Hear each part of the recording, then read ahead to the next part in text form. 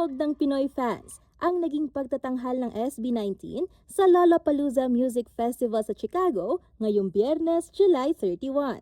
Inawit ng tinaguriang P-Pop Kings ang ilan sa kanilang pinakasikat na mga kanta, kabilang ang Dam, Gento, Visa, Dungka at Mapa. Nagbigay din ng grupo ng sneak peek ng kanilang rendition ng Pinoy hit na Mga Kababayan ni Francis M. para sa soundtrack DreamWorks animated film na Forgotten Island.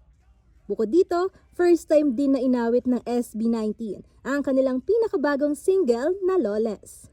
Kasabay ng kanilang international performance, nagsagawa rin ng mga watch party sa iba't ibang panig ng bansa ang Department of Tourism.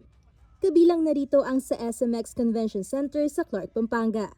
Matatanda ang kamakailan lang nang itinalaga ng DOT ang SB19 bilang mga bagong tourism ambassador ng Pilipinas. Kasama si Raymond Tasoy, Angelica Cara, CLTV 36 News.